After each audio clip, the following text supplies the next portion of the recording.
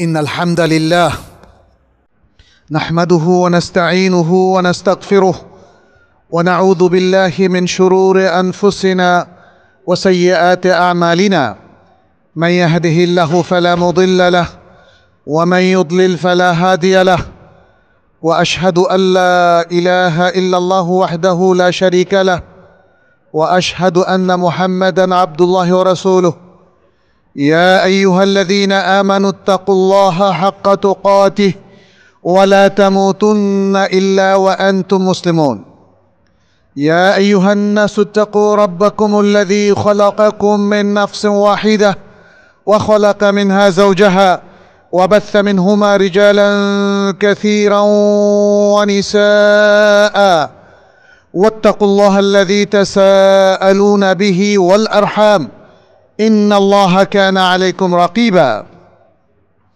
يا أيها الذين آمنوا اتقوا الله وقولوا قولا سديدا يصلح لكم أعمالكم ويغفر لكم ذنوبكم ومن يطع الله ورسوله فقد فاز فوزا عظيما أما بعد فإن أصدق الحديث كتاب الله وخير الهدي هدي محمد صلى الله عليه وسلم وشر الأمور محدثاتها وكل محدثة بدعة وكل بدعة ضلالة وكل ضلالة في النار ثم أما بعد أيها المسلمون أوصيكم ونفسي بتقوى الله عز وجل فاتقوا الله يا عباد الله اتقوا الله في علانكم وسركم اتقوا الله في أقوالكم وأعمالكم اتقوا الله في جميع أمركم وأموركم وشؤونكم اتقوا الله في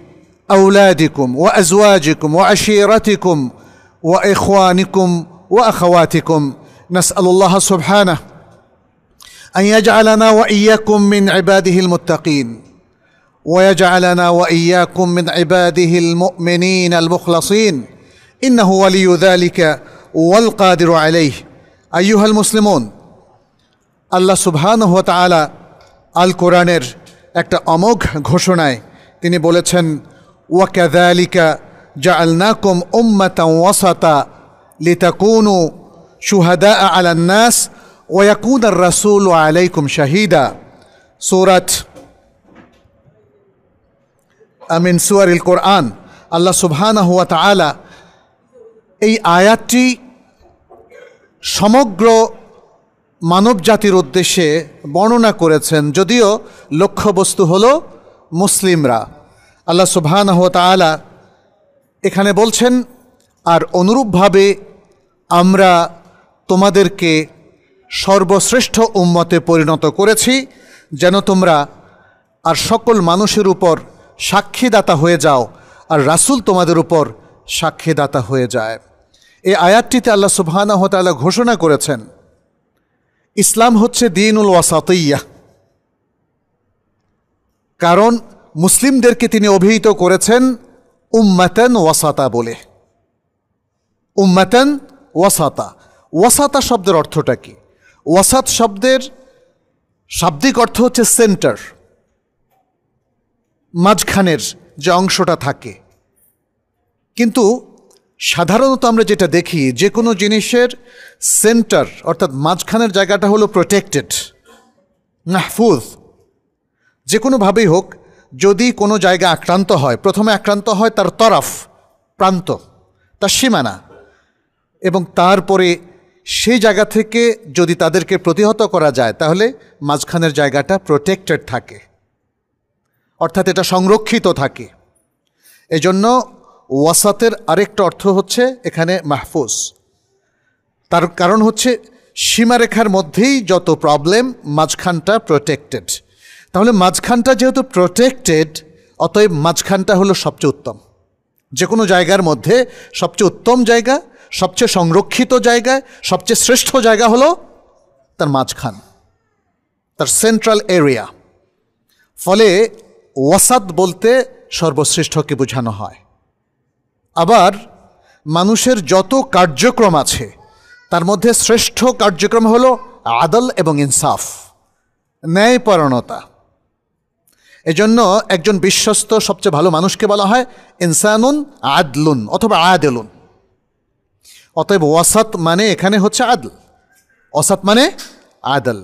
জায়গার দিক থেকে, সংরক্ষিত হওয়ার দিক থেকেও এটা শ্রেষ্ঠ, আবার আদালতের দিক থেকেও, ন্যায়পরায়ণতার দিক থেকেও এটা শ্রেষ্ঠ।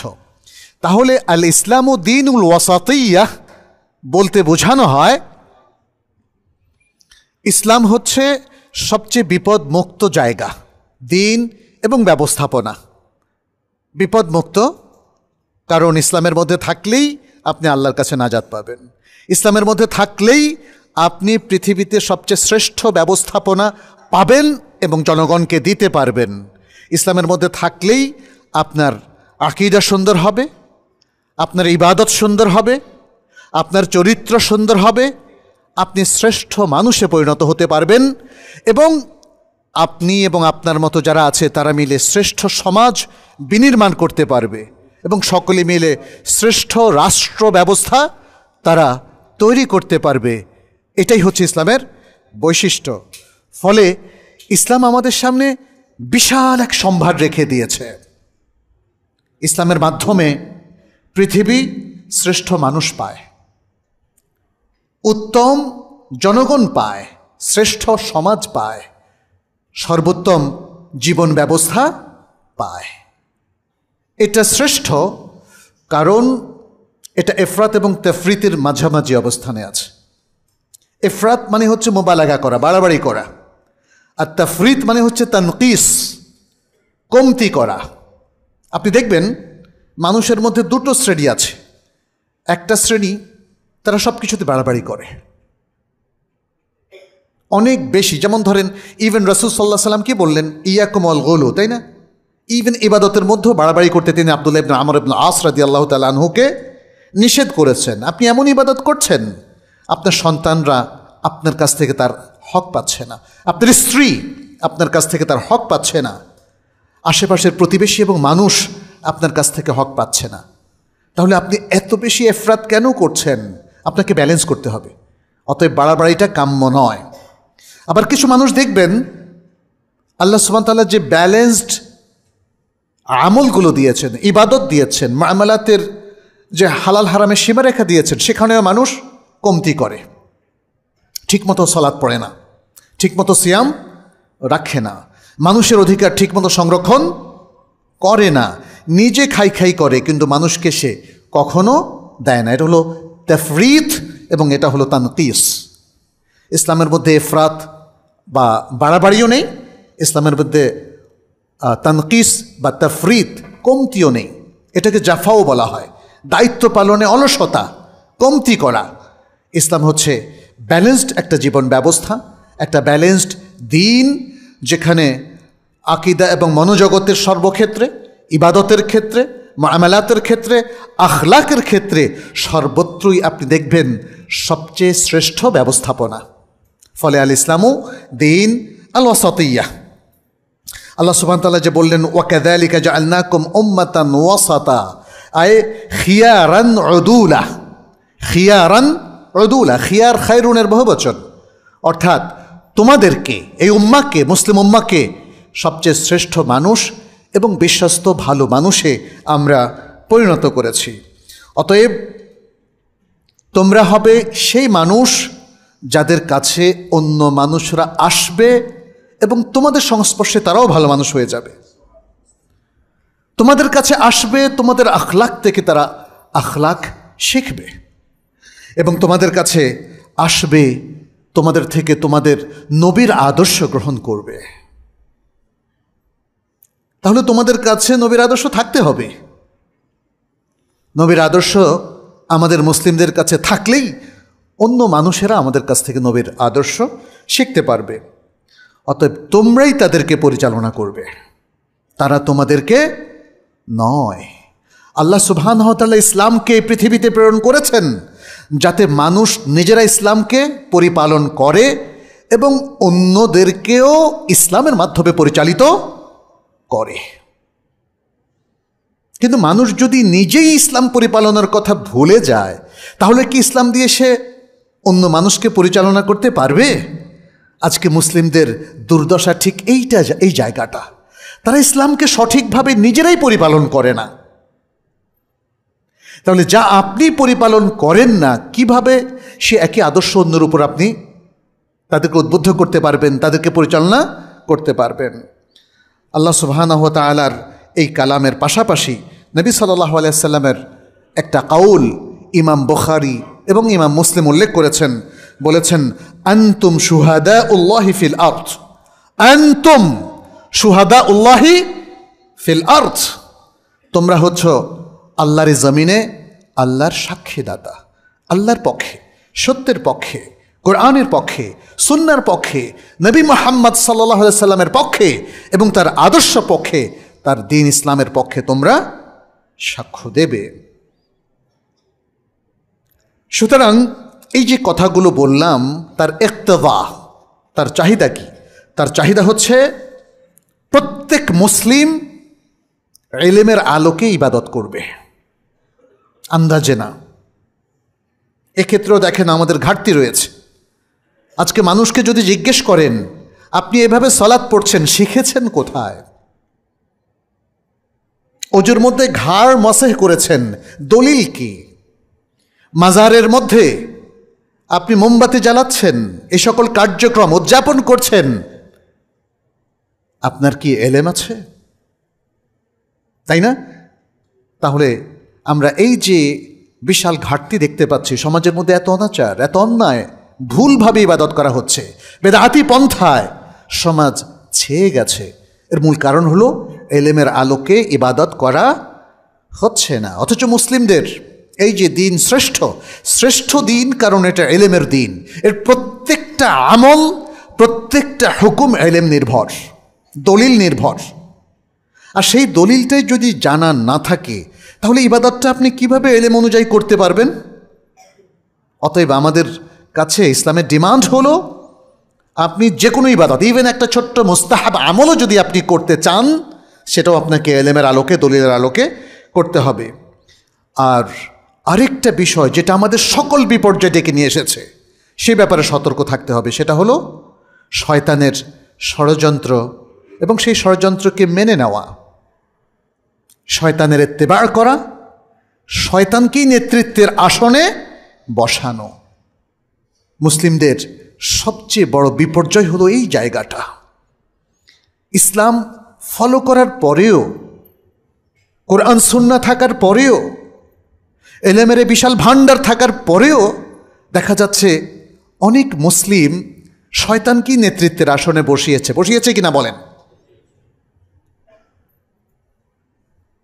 যারা শয়তানকে নেতৃত্বের আসনে বসায়, তারাই শয়তানকে ফলো করে, তারাই শয়তানের নির্দেশ মান্য করে। সে চুরি করতে বললে চুরি করে, ছিনতাই করতে বললে ছিনতাই করে, চাঁদা তুলতে বললে চাঁদা তোলে, অন্যায় করতে বললে অন্যায় করে, শরিয়ার বিপরীত অবস্থানে যেতে বললে অবস্থানে যায়। মুসলিমদের আইন আদালতে শরিয়ার কোনো মর্যাদাই এখন আর নাই। কারা তুলে দিয়েছে মর্যাদা? কাদের পরামর্শে? যাদের পরামর্শে করা হয়েছে, তারা কি সৎ মানুষ? তারা কি শ্রেষ্ঠ মানুষ? নাকি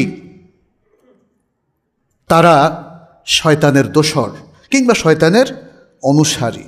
মুসলিমদেরকে আজকে এই পয়েন্টটা খুব ভালো করে বুঝতে হবে।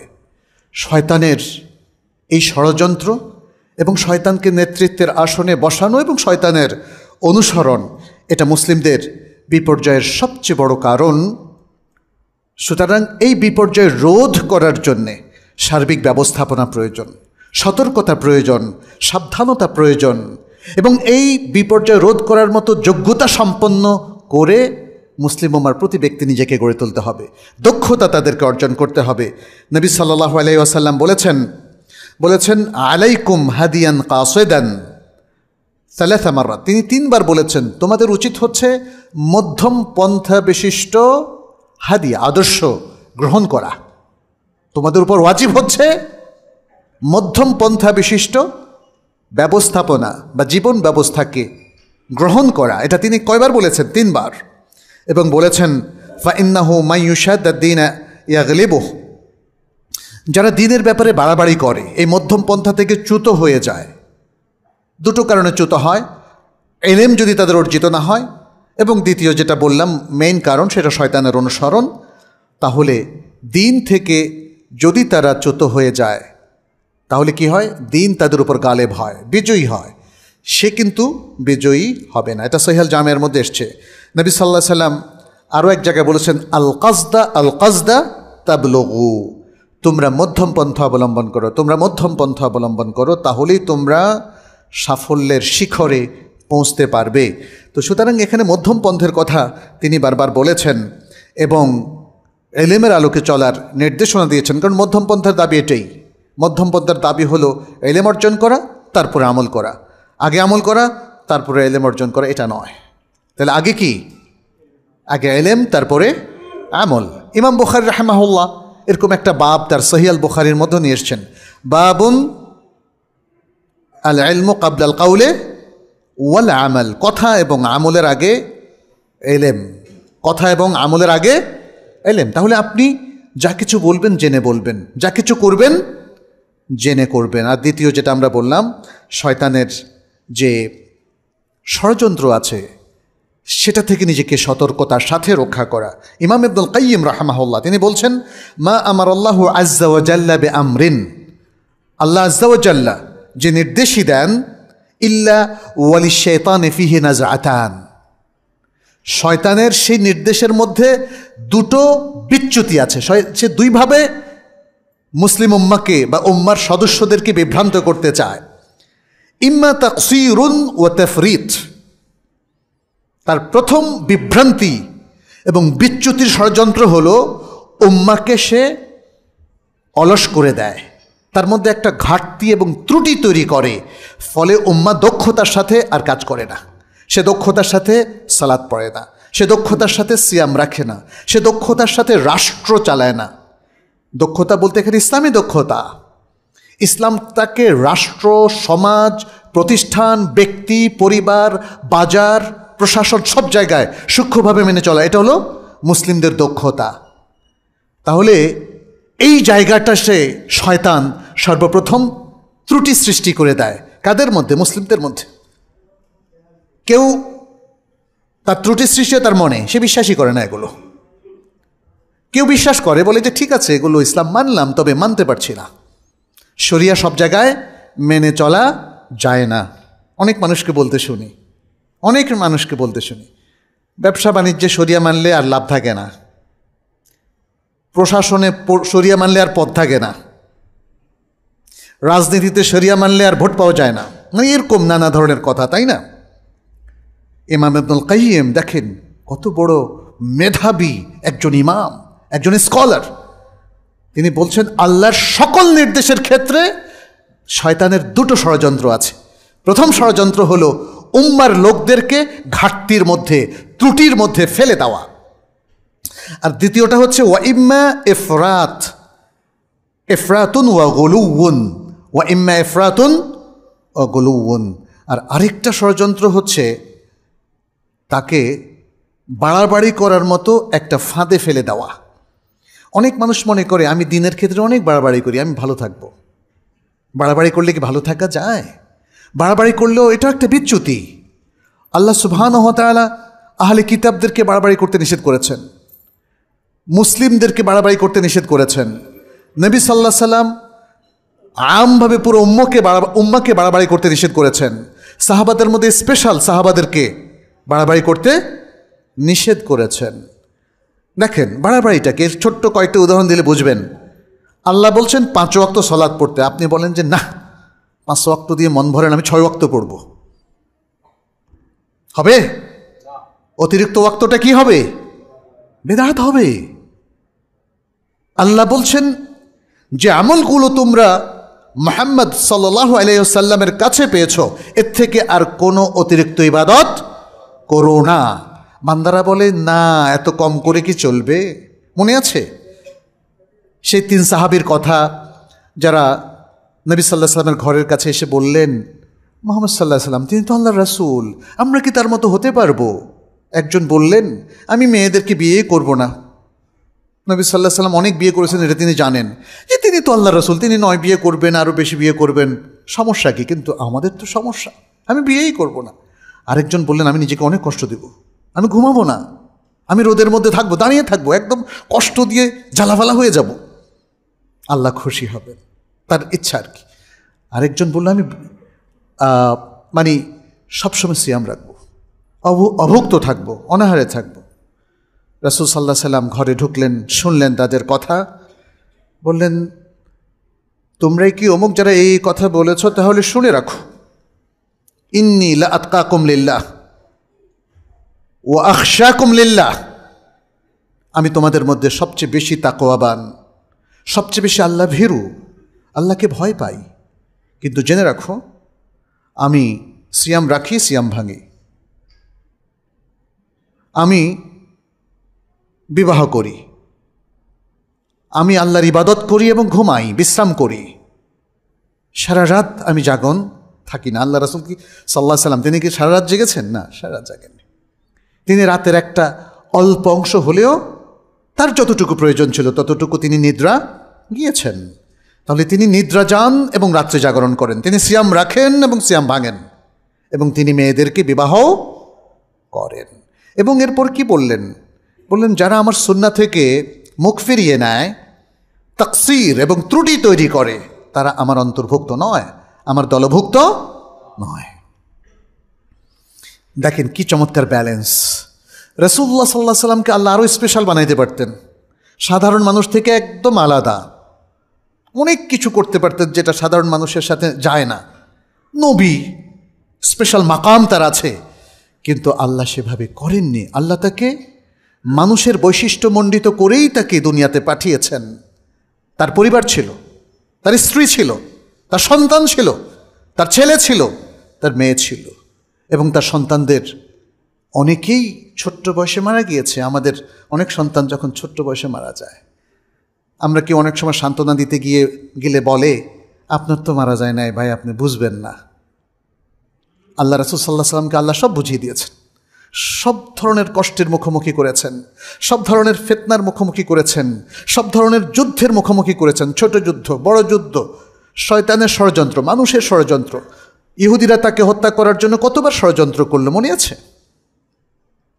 আল্লাহর নবী ওয়াসাতিয়ার নবী, সব কিছুতে এত সুন্দর ব্যালেন্স দিলেন, যেই জায়গাটা আপনি ধরবেন সেখানেই দেখবেন তার চাইতে শ্রেষ্ঠ আর কোনো কার্যক্রম কেউ করতে পারেনি। সেই মক্কা বিজয়ের দিন দেখেন, এত বড় বিজয়, কোনো রক্তপাত, ব্লাডশেড তিনি হতে দেননি। তিনি শুধু অত্যন্ত বড় ধরনের ক্রিমিনালদের হত্যাদণ্ড দিয়েছিলেন, মাত্র 4 কিংবা 5 জনকে, আর পুরো জাতিকে ক্ষমা করে তিনি পৃথিবীতে একটা অভূতপূর্ব দৃষ্টান্ত স্থাপন করলেন। মানুষের হৃদয় জয় করে কিভাবে ইসলামকে প্রতিষ্ঠিত করা যায় সেটা তিনি করলেন। সবচেয়ে বেশি মানবিক ছিলেন, মানবতার সবচেয়ে বড় বন্ধু তিনি ছিলেন, সেটা তিনি করে দেখিয়েছেন। তাইফের ময়দানে একটা পুরো কওম তাকে কিভাবে অত্যাচার করল, অথচ আল্লাহর কাছে তিনি কতটা ধৈর্য, স্থৈর্য, পজিটিভ, প্রোঅ্যাক্টিভ অ্যাপ্রোচে তিনি বললেন, আল্লাহ তুমি এদের ক্ষমা করে দাও আর এদেরকে তুমি হেদায়েত দাও। সুবহানাল্লাহ, কি ভালোবাসা, কি মানে বড় ধরনের চ্যালেঞ্জ গ্রহণ করে নিজেকে ধৈর্য স্থৈর্যের মধ্যে রেখেছেন, কখনো অস্থির হন নাই, কখনো রেগে মেগে কোনো ধরনের কার্যক্রম গ্রহণ করেননি। আপনি দেখেন জাগতিক দিক থেকে, সাইকোলজিক্যাল দিক থেকেও বিশ্লেষণ করে দেখা যায় এই স্বভাবের লোকরাই পৃথিবীতে সবচেয়ে বেশি সাফল্য পায়, এবং তিনি তা পেয়েছেন। মাত্র 10 বছরের ব্যবধানে প্রথম 13 বছর তো তিনি অনেকটা অবরুদ্ধই ছিলেন মক্কায়, তাই না? মানুষের অত্যাচার, নির্যাতন ভোগ করেছেন, এবং তারপরে কি হলো? 10 বছরের মধ্যে, মাত্র 10 বছর, 1 ডিকেড, 1 দশক, এর মধ্যে তিনি ইসলামকে বিজয় করে ফেললেন।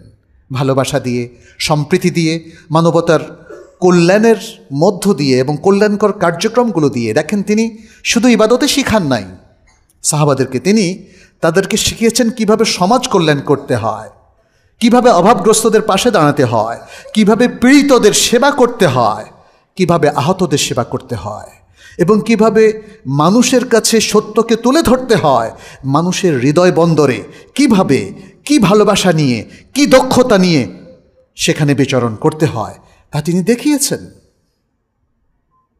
এর ফলে মানুষ অকাতরে ইসলাম গ্রহণ করতে শুরু করলেন।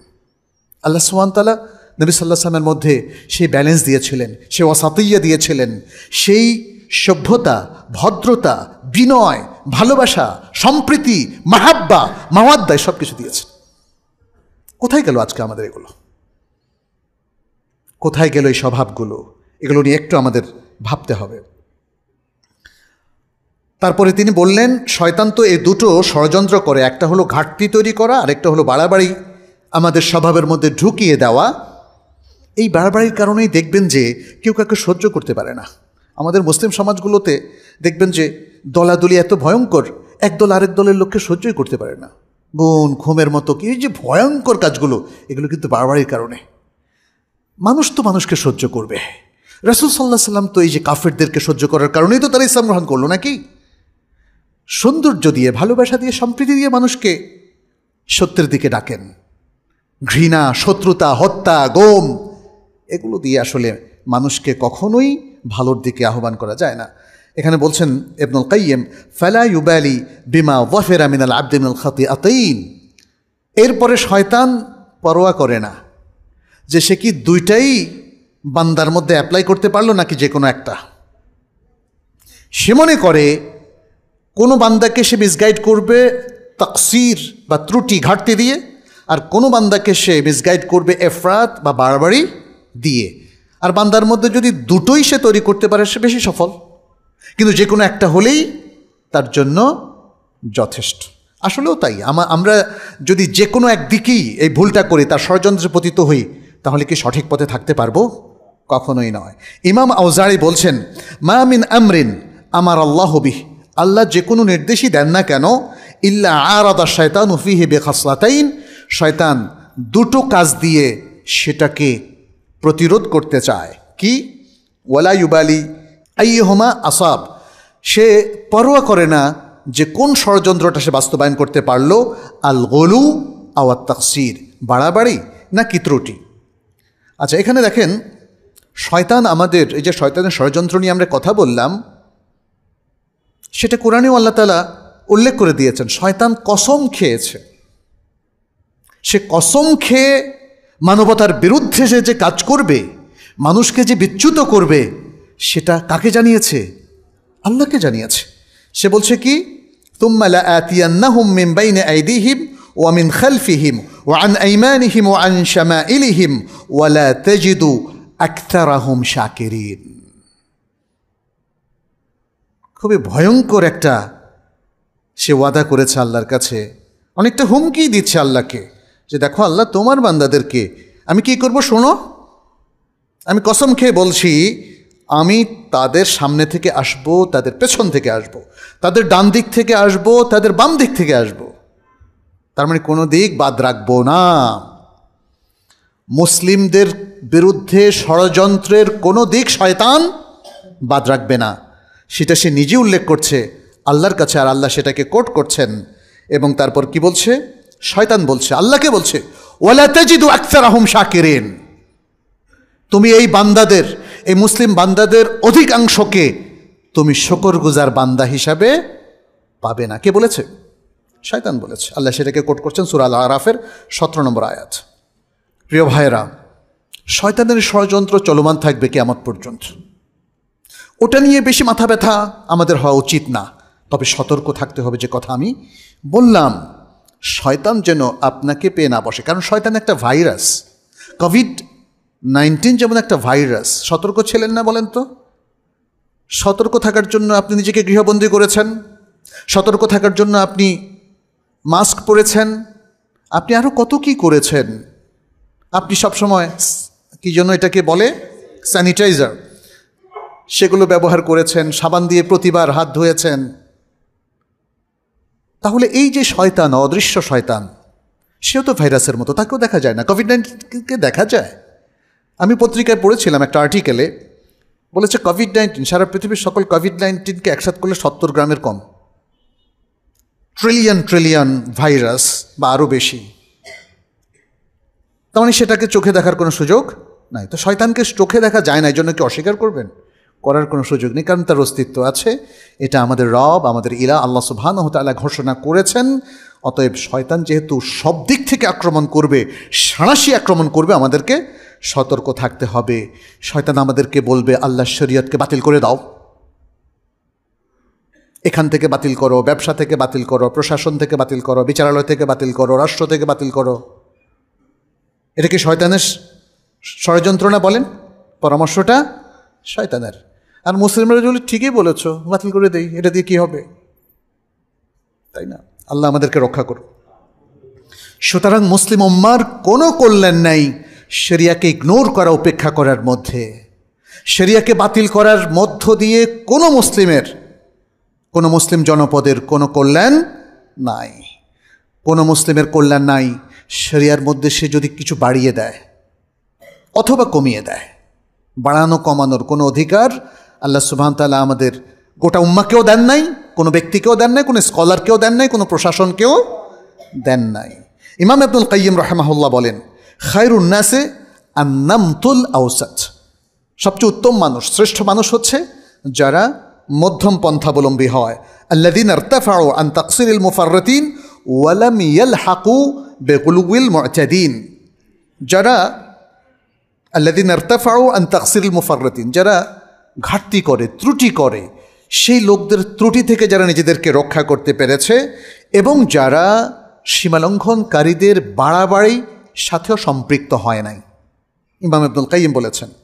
তিনি আরও বলেছেন, আল আফাতু ইন্নামা তাতাতাররাকু ইলাল আতরাফ, বিপদ আসে, যেমন এই বাক্সটা, বিপদ আসে প্রথমে সীমানায়, চারপাশে, মাঝখানটা সংরক্ষিত থাকে। তিনি সেটা বলেছেন, ওয়াল আওসাতু মাহমিয়াতুন বে আতরাফিহা, মাঝখানটা এটা সংরক্ষিত থাকে তার আতরাফ, সীমানা দিয়ে।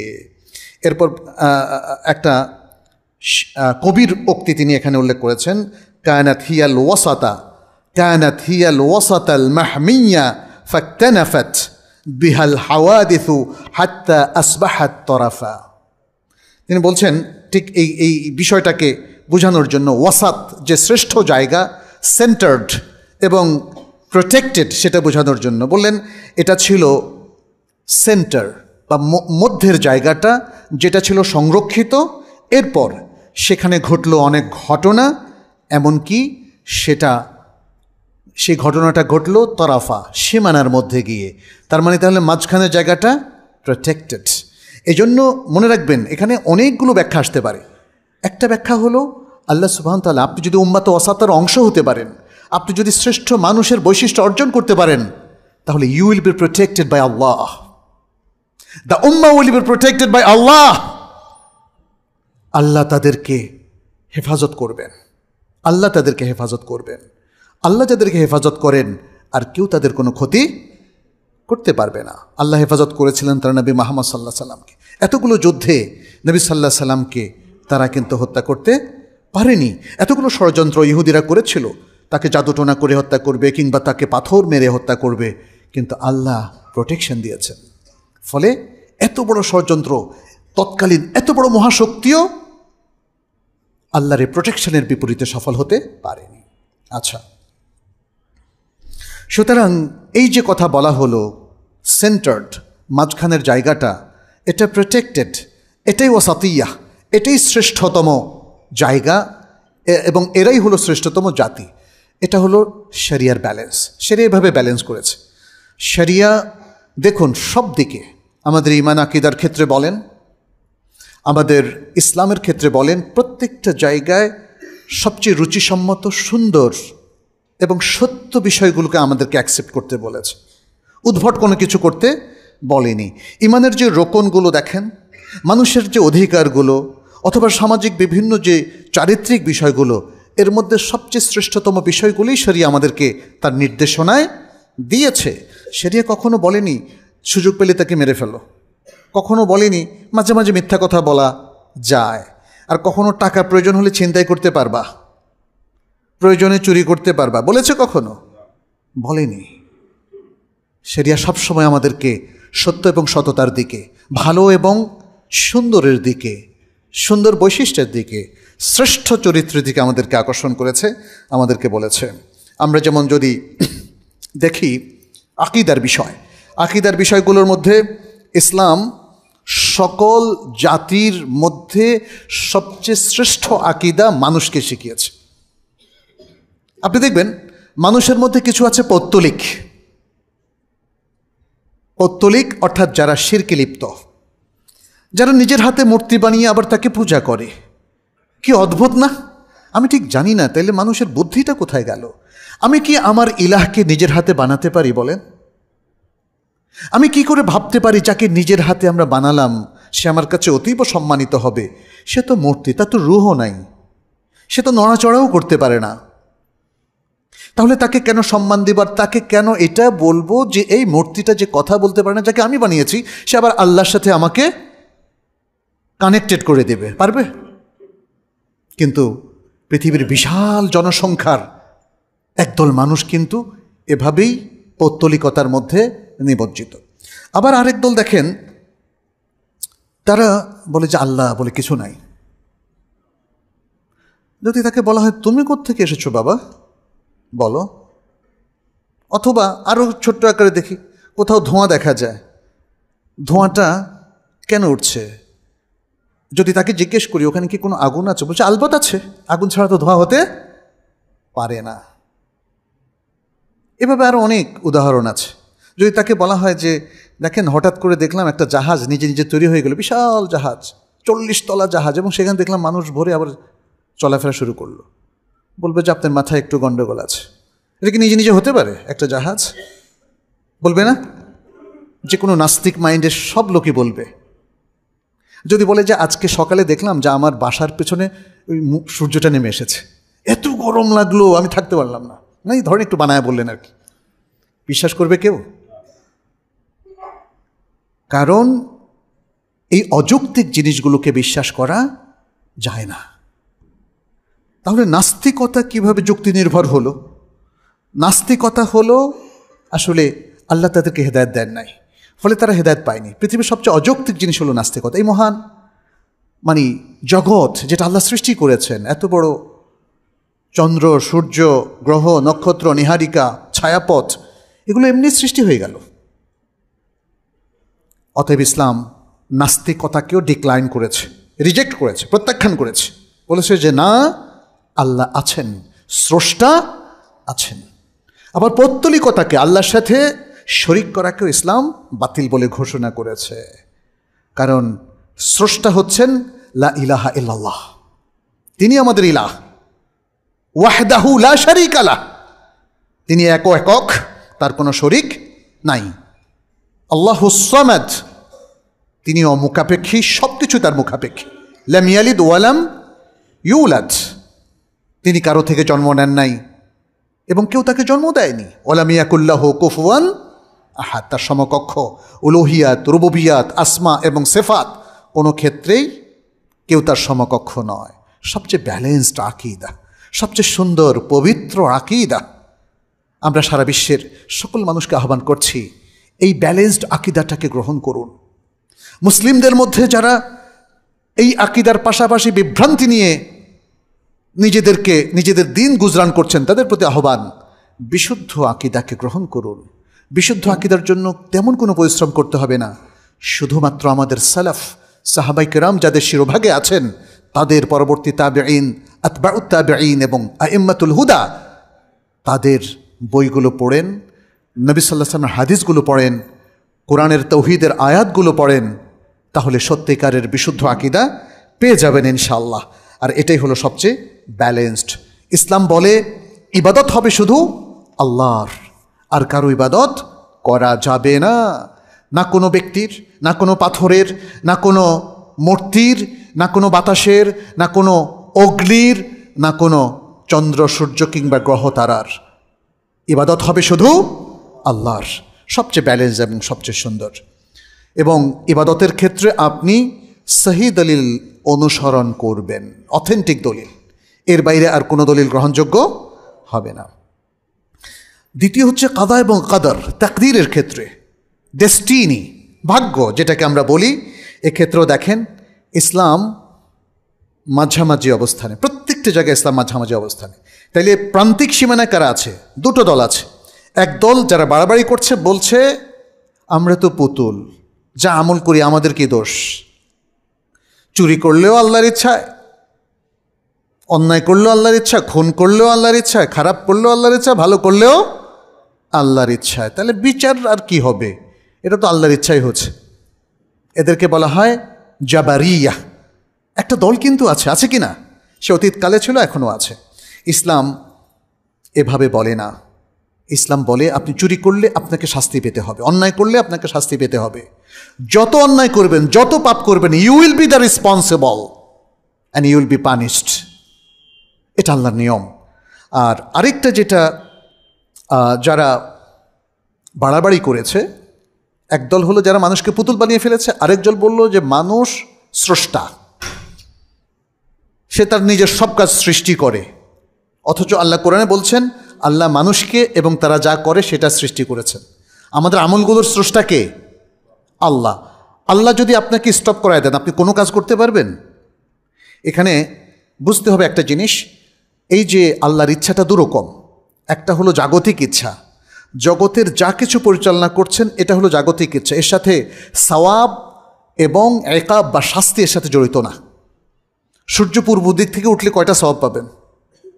বৃষ্টি নামলে, আবার বৃষ্টিতে নিচে গিয়ে আষাঢ় খেয়ে পড়ে গেলেন, সওয়াব হবে না গুনাহ হবে? এগুলো কি আল্লাহর ইচ্ছায় হয়েছে না অনিচ্ছায় হয়েছে?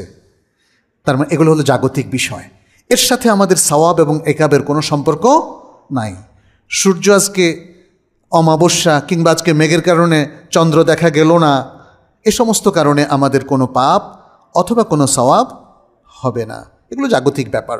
আল্লাহ জাগতিক ব্যাপারকে ঘটতে দেন, সেটা পরবর্তীতে কারো কল্যাণে আসুক আর নাই আসুক, কেউ পড়ে যাক, পড়ে হাত ভাঙুক অথবা কিছুই না হোক, এসব কিছু আল্লাহর জাগতিক ইচ্ছা। আরেকটা হলো শারঈ ইচ্ছা, যে আল্লাহ বলেছেন এই কাজগুলো করলে তোমাদেরকে আমি পুরস্কৃত করব, আর এই কাজগুলো করলে তোমাদেরকে আমি শাস্তি দেব। এটা হলো শারঈ ইচ্ছা, এটা হলো আইনি প্রক্রিয়া। আল্লাহ যে আইনগুলো প্রণয়ন করেছেন, সে আইনগুলো অনুযায়ী কারো শাস্তি হবে, কারো যদি খারাপ কাজ করে, আর কারো ভালো হবে, সে আল্লাহর কাছে রিমুনারেশন, রিওয়ার্ড পাবে যদি সে ভালো কাজ করে। তাহলে তাকদীরের বিষয়টাকে আমাদের সেভাবে বুঝতে হবে যে আমরা এটা বলবো না যে কোনো কাজের জন্যই আল্লাহ ধরবেন না, আবার এটাও বলবো না যে আল্লাহই তো আমাকে শক্তি দিয়েছেন পৃথিবীর সব কিছু করার জন্য, আমরাই এগুলোকে সৃষ্টি করেছি, অতএব এক্ষেত্রেও আল্লাহকে আমরা বাতিল করে দিলাম। অথবা অনেক সময় দেখা যায় যে, যেমন মুতাজিলারা এটা করেছে, এদেরকে বলা হয় কাদারিয়া। এই আকীদার মানুষ এখনও আছে, কিন্তু হয়তো নিজেদেরকে মুতাজিলা বলে না। আর আগের জাবারিয়া আকীদার মানুষও আছে, কিন্তু নিজেদেরকে হয়তো জাবারিয়া বলে না। ইসলাম বলে যে না, মানুষ মজবুর, এটা যেমন সত্য নয়, মানুষ নিজের কাজ নিজে সৃষ্টি করছে এটাও সত্য নয়। তাহলে সত্যটা কি? সত্যটা হচ্ছে মানুষকে আল্লাহ সৃষ্টি করেছেন, মানুষের সকল কাজ আল্লাহ সৃষ্টি করেছেন, কিন্তু মানুষ ওই জাবারিয়ার যেটা বলছে সেটা নয়, বরং তার উইল পাওয়ার আছে, তার ইচ্ছা শক্তি কে দিয়েছেন? আল্লাহ। ফলে স্বেচ্ছায় যদি কেউ কোনো খারাপ কাজ করে, আল্লাহ তাকে অবশ্যই ধরপাকড় করবেন। এদিক থেকেও আমরা দেখতে পাচ্ছি ইসলাম মধ্যবর্তী অবস্থানে। এবং একজন কবি এটা বলেছেন, লা তাযহাবান্না ফিল উমুরে ফারাতা, কোনো বিষয়ে বাড়াবাড়ির পর্যায়ে যায়ও না।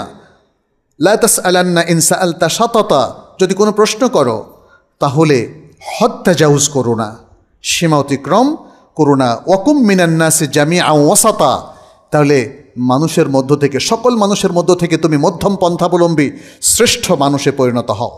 তৃতীয় যে বিষয়টা সেটি হলো নবীদের প্রতি ঈমান পোষণের ক্ষেত্রেও ইসলাম ওয়াসাতের মধ্যে আছে, মধ্যম পন্থাবলম্বী। কারণ ইসলাম বলেছে আমরা যেন সকল নবীকে বিশ্বাস করি, মুহাম্মদ সাল্লাল্লাহু আলাইহি সাল্লামকেও বিশ্বাস করি, তার পূর্ববর্তী নবীদেরকেও, রাসূলদেরকেও বিশ্বাস করি। কিন্তু এখানে দেখেন, এখানে একদল মানুষ সব নবীকে বিশ্বাস করে না, বাড়াবাড়ি। আরেক দল মানুষ মুহাম্মদ সাল্লাল্লাহু আলাইহি সাল্লামকে বিশ্বাস করে না, আগের নবীদেরকে মানবো, মুহাম্মদ সাল্লাল্লাহু আলাইহি সাল্লামকে মানবো না। ইসলাম বলে না, সব নবীকে মানতে হবে, তবে শেষ নবীকে মুহাম্মদ সাল্লাল্লাহু আলাইহি সাল্লাম, শেষ নবী হচ্ছে মুহাম্মদ সাল্লাল্লাহু আলাইহি সাল্লাম। অতএব এই বিষয়টা মনে রাখতে হবে। অনেকে মানুষের মধ্যে দেখবেন নবীকে আল্লাহর জায়গা নিয়ে গেছে না বলেন? মুসলিমদের মধ্যে অনেককে দেখবেন তারা বলে যে নবী সাল্লাল্লাহু আলাইহি সাল্লাম গায়েব জানেন, নবী সাল্লাল্লাহু আলাইহি সাল্লাম আল্লাহর জাতি নূরের তৈরি, বলেছে কিনা বলেন? বলে। এটা প্রকাণ্ড রকম বাড়াবাড়ি এবং বড় ধরনের বাড়াবাড়ি, যেটা তাকে শিরকের পর্যায়ে উপনীত করে। কারণ নবী সাল্লাল্লাহু আলাইহি সাল্লামকে আল্লাহর পর্যায়ে নিলে এটা কি হবে? শিরক হয়ে যাবে। এটা তারা বুঝতে পারছে না। আরেক দল মানুষ বলে যে নবীও তো মানুষ ছিলেন, তিনিও তো ভুল করতেন, যেটা ওরিয়েন্টালিস্টরা করে এবং তাদের অনুসারীরা আজকে হাদিস অস্বীকার করে কি করছে, তাই না? নবী সাল্লাল্লাহু আলাইহি সাল্লামের হুকুক, যে হকটা আল্লাহ এস্টাবলিশ করেছেন, সেটাকে তারা বাতিল করে দিচ্ছে।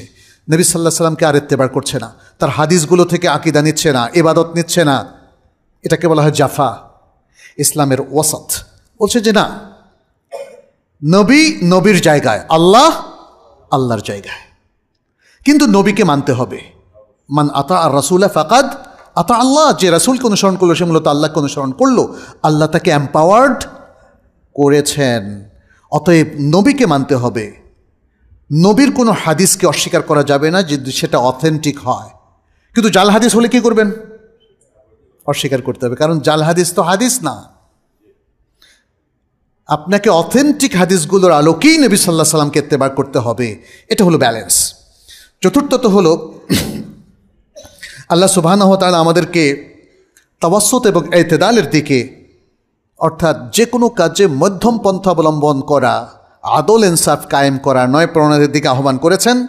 কিন্তু আমরা দেখি কোনো মানুষ এই মধ্যম পন্থা অবলম্বন করছে না। একদল মানুষ ইবাদতের মধ্যে একদমই অবহেলা করছে, ঠিকমতো সালাত পড়ছে না। আপনি দেখবেন এই সমাজের মধ্যে মুসলিম নামধারী একদল শুধু বছরে 2টা সালাত পড়ে। কোন 2টা জানেন কি? ঈদুল ফিতর, ঈদুল আযহা। আচ্ছা, এর থেকে একটু বেটার আরেক দল এই ঈদুল ফিতর, ঈদুল আযহার বলে যে আরেকটু আল্লাহর প্রতি দেখে একটু দয়া করা যায় কিনা। কীভাবে দয়া করবে? না, শুক্রবার নামাজটাও পড়ব। অনেকটা এরকম যে আল্লাহর প্রতি করুণা করছে। আর আরেক দল মানুষ বলে যে না, মাঝে মাঝে আরেকটু পড়ি। আমাকে অনেকে বলেছেন যে আমি তো 5 ওয়াক্ত পড়তে পারি না, কখনো 1 ওয়াক্ত পড়ি, কখনো 2 ওয়াক্ত পড়ি, কখনো 3 ওয়াক্ত, যখন যেটা সম্ভব। বুঝেনি তো, ব্যস্ত মানুষ। আর মাঝে মাঝে একদিনে হয়তো এশার টাইমে 5 ওয়াক্তও পড়ে ফেলি, যদি মন যেদিন ভালো থাকে আর সময় একটু হাতে থাকে। এভাবে চলবে বলেন? ব্যালেন্সড নাকি ইমব্যালেন্সড? ইমব্যালেন্সড। অতএব এটা একটা। আর আরেক দল মানুষ কি করে, তারা সমাজের পরিবারের সকল দায়িত্ব ভুলে ওই যে এটাকে কি বলে, বৈরাগী না, সন্ন্যাসী, বনে চলে যায়, সারাদিন রাত ইবাদত করে। তো ইবাদতগুলো কি অর্থবিহীন না? ইসলাম কিন্তু এটাকে সমর্থন করে না, কারণ ইসলামে কোনো বৈরাগ্যবাদ নাই, সন্ন্যাসবাদ ইসলামে না। ইসলামে আপনাকে অ্যাক্টিভ সোশ্যাল বিং হয়েই থাকতে হবে। আপনি সমাজের একজন দায়িত্বশীল মানুষ, পরিবারের একজন দায়িত্বশীল মানুষ, এবং আপনার সমাজের দায়িত্ব, পরিবারের দায়িত্ব আপনাকে পালন করতে হবে। এখানে আল্লাহ সুবহানাহু ওয়া তাআলা বলছেন, ওয়ালা তুতি' মান আগফালনা কলবাহু আন যিকরিনা ওয়াত্তাবা হাওয়াহু ওয়া কানা আমরুহু ফুরতা। সেই সব লোকদের তুমি অনুসরণ করবে না যাদের কলব আমার যিকির থেকে গাফেল, অমনোযোগী, এবং যারা তাদের প্রবৃত্তিকে অনুসরণ করে এবং যাদের বিষয়ের মধ্যে বাড়াবাড়ি থাকে। আচ্ছা, এরপর আল্লাহ সুবহানাহু ওয়া তাআলা বলছেন, ইয়া আহলাল কিতাব লা তাগলু ফি দীনিকুম। হে আহলে কিতাবের লোকেরা, তোমরা তোমার দ্বীনের মধ্যে বাড়াবাড়ি করবে না। ওয়ালা তাকুলু আলাল্লাহি ইল্লাল হক। আর হক ছাড়া, সত্য ছাড়া আল্লাহর ক্ষেত্রে কোনো কথা বলো না। বানিয়ে বানিয়ে কোনো কথা আল্লাহর ক্ষেত্রে তোমরা অপবাদ হিসাবে রচনা করো না। আর এই কথাটা আল্লাহ তাআলা কোরআনে কোট করেছেন মুসলিম উম্মাহকে সতর্ক করার জন্য। আহলে কিতাবের লোকেরা যেভাবে বাড়াবাড়ি করেছে, তোমরা সেভাবে বাড়াবাড়ি করবে না। নবী সাল্লাল্লাহু আলাইহি ওয়াসাল্লাম, এর আগে আমি হাদিসটা উল্লেখ করেছি, ওই 3 ব্যক্তিকে সতর্ক করেছিলেন। বলেছিলেন, আমা ওয়াল্লাহি ইন্নী লা আখশাকুম লিল্লাহ ওয়া আতকাকুম লাহু লাকিন্নী আসুমু ওয়া উফতির ওয়া উসাল্লি ওয়া আরকুদ ওয়া আতাজাওয়াজুন নিসা ফামান রাগিবা আন সুন্নতি ফালাইসা মিন্নি। হাদিসটা নিয়ে আমরা আগে কথা বলেছি, এটা বুখারী মুসলিমের হাদিস। আর আরেকটা হাদিস, সেটি বুখারীতে এসেছে। নবী সাল্লাল্লাহু আলাইহি ওয়াসাল্লাম বলছেন, ইন্নাদ দীনা ইউসরুন, দিন সহজ, দিন পালন সহজ। আপনাদের কাছে কি সহজ মনে হয় না কঠিন? সহজ, দিন সহজ। এটা নবী সাল্লাল্লাহু আলাইহি ওয়াসাল্লাম বলছেন, ওয়ালা ইউশাদ্দাদ দীনা আহাদুন ইল্লা গালাবা। দিন নিয়ে যারাই বাড়াবাড়ি শক্ত অবস্থানে থাকে, দিন তাদের উপর বিজয়ী হয়ে যায়। তাদেরকে পরাভূত করে ফেলে। ফাসাদ্দেদু ওয়াকারিবু আবশিরু, অতএব তোমরা সঠিক কাজটা করো। এখানে সাদ্দেদু মানে কেউ কেউ বলছেন তোমরা মধ্যম জায়গায় অবস্থান করো, বাড়াবাড়িও করো না, ঘাটতিও করো না। ওয়াকারিবু অথবা তার কাছাকাছি থাকো, ওয়া আবশিরু এবং খুশখবরি নাও, খুশখবরি দাও। নিজেরা অপটিমিস্টিক, আশাবাদী থাকো, নিরাশ হইও না, নৈরাশ্যবাদীদের অন্তর্ভুক্ত হইও না। পঞ্চম, আর দুটো বিষয় বলে আমি শেষ করছি। পঞ্চম বিষয়টা হলো শরিয়তের ক্ষেত্রে দিন মধ্যম পন্থায় আছে। দেখেন, যখন কিসাস হত্যাদণ্ড দেওয়া হলো, বললো অফিল কিসাসে হায়াতুইয়া উলিল আলবা, ফৌজদারি দণ্ডের ক্ষেত্রে এগুলোর মূল উদ্দেশ্য হচ্ছে মানুষকে তাদের অঙ্গ কর্তন করে দেওয়া না, তাকে মেরে ফেলা না, বরং সমাজ থেকে অপরাধ প্রবণতাটাকে জিরো করে ফেলা। এবং দেখেন নবী সাল্লাল্লাহু আলাইহি ওয়াসাল্লামের যুগে তাই হয়েছিল। এখনও যে সমাজে শরিয়ার এই অনুশাসনগুলো আছে সেখানে জিরো হয়ে গেছে, কমে গেছে অপরাধ প্রবণতা। কিন্তু আজকে সভ্যতার যে সূতিকাগার বলে দাবি করা হয় পাশ্চাত্যের দেশগুলো, দেখেন তো সেখানে কি জেনা কমেছে, ব্যভিচার কমেছে, সেখানে কি ধর্ষণ, এত অবাধ সুযোগের পরে ধর্ষণটা কি কমেছে, হত্যাকাণ্ড কমেছে? আপনি কি জানেন যে নর্থ আমেরিকাতে শুধু বন্দুক দিয়ে সাধারণ মানুষ অন্য 20,000-এরও বেশি লোক প্রতি বছর হত্যা করে? তাহলে সভ্যতার কি থাকলো?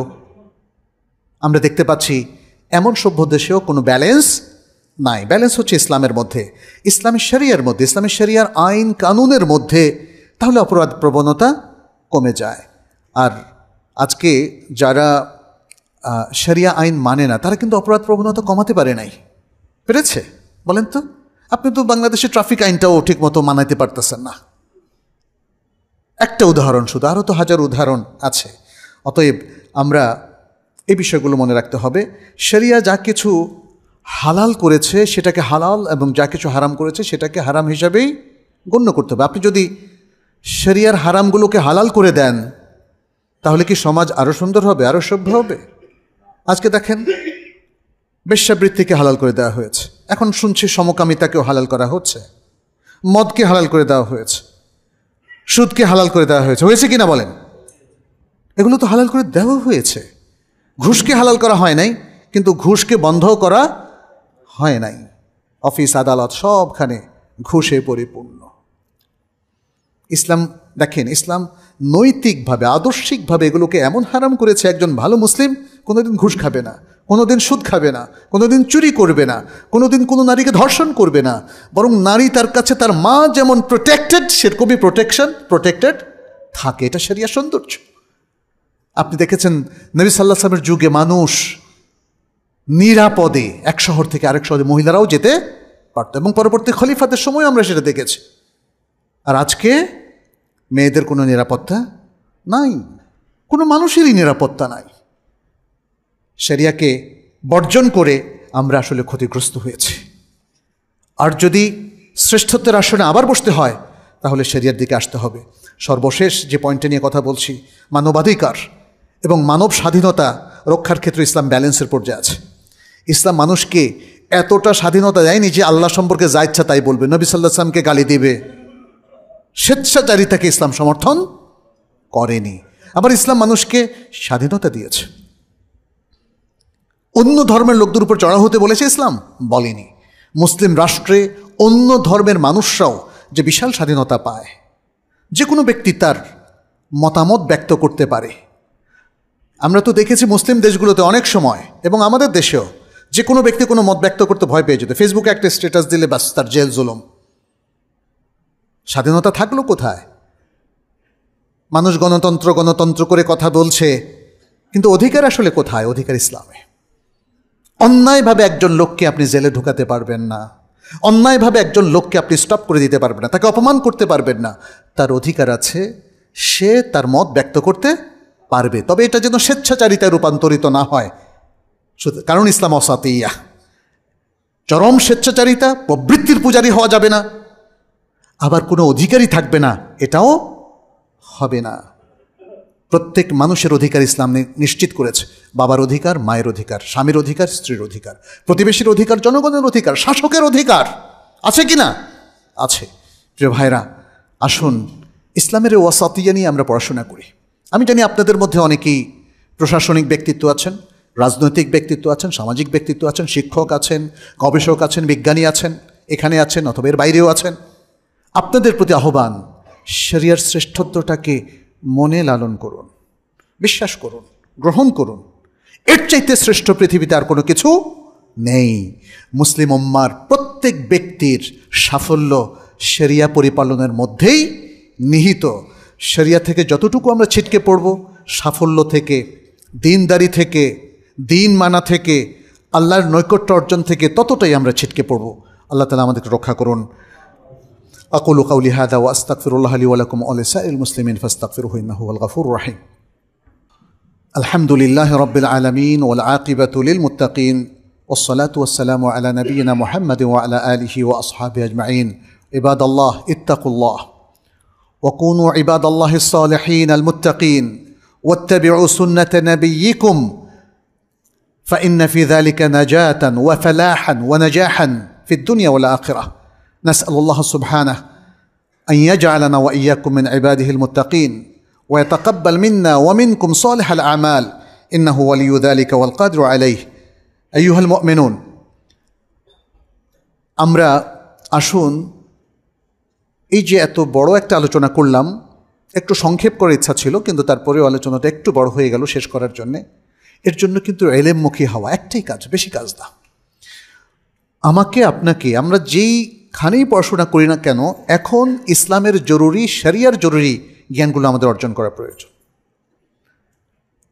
যারা ফরমালি করতে পারছেন আলহামদুলিল্লাহ, অনেক বয়স্ক লোকও, ইভেন রিটায়ার্ড বড় অফিসারও, তাদেরকেও আমি দেখেছি তারা ফর্মাল এডুকেশন নিচ্ছেন। 3 বছর বা 4 বছরের একটা বিশেষ স্পেশাল ইসলামিক কোর্সে ভর্তি হয়ে দিন শেখার জন্য কাজ করছেন। আমার অনেক আত্মীয়কে আমি দেখেছি 60 বছর 65 বছর বয়স হয়ে গেছে, শিখছেন। শেখার জন্য ছোট বাচ্চা হওয়া লাগে না, শিখতে হবে আমাদেরকে। আর যারা ফর্মালি ব্যবস্থা করতে পারছেন না, তারা ইনফর্মালি শিখবেন। তারা আমাদের যে বিভিন্ন প্রতিষ্ঠান আছে, এই মসজিদ থেকে শিখবেন। আমাদের কুল্লিয়াতুল কোরআনুল কারীম মাদ্রাসাতুল ইসলামিয়া, সংক্ষেপে আমরা কুল্লিয়াতুল কোরআন বলি। আপনারা সেখানে আসবেন, আরবি শিখবেন, ইসলাম শিখবেন। ছোট বাচ্চাদের, কিশোর, মহিলা, পুরুষ সবার জন্য আমরা সে ব্যবস্থা করেছি।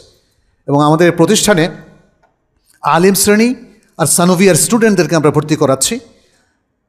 যে কেউ আমাদের এখানে আরবি মিডিয়ামে পড়ে দিনের গভীর জ্ঞান অর্জন করতে পারে। আমাদের আরেকটা প্রতিষ্ঠান আছে তাইবা একাডেমি, আপনারা সেখানেও ইনফর্মাল এডুকেশনটা নিতে পারেন। আপনাদের আমরা বলবো, আমাদের এই প্রতিষ্ঠানগুলো ওয়েবসাইটে আছে, এগুলো ভিজিট করুন। এছাড়াও জ্ঞানের আর যে কেন্দ্রগুলো আছে, যেটা আপনাদের জন্য সহজ হয়, যেমন জাদ একাডেমি আছে, এরকম আরও বিভিন্ন একাডেমি আছে, সৌদি আরব নির্ভর আছে, বাংলাদেশেও আরও বেশ কিছু প্রতিষ্ঠান আছে। সে প্রতিষ্ঠানগুলো থেকে আপনারা সঠিক জ্ঞান অর্জন করে নিজেদেরকে তাকওয়ার লেভেলে, ইমানের লেভেলে, জ্ঞানের লেভেলে একটা পর্যায়ে নিয়ে যাবেন, যাতে দ্বীনুল ওয়াসাতিয়া, শরিয়ার যে ওয়াসাতিয়া, শ্রেষ্ঠত্ব, সেটা আমরা বুঝতে পারি, উপলব্ধি করতে পারি, মনে গেঁথে নিতে পারি এবং আমাদের কার্যক্রমে সেটাকে আমরা ফলো করতে পারি। আল্লাহর কাছে দোয়া করছি তিনি আমাদের সবাইকে তৌফিক দান করুন। যে ব্যর্থতা এই জাতির মধ্যে, এই জনপদের মধ্যে এতদিন সংঘটিত হয়েছে, আমি আল্লাহর কাছে দোয়া করি, আল্লাহ তুমি সে ব্যর্থতা তুমি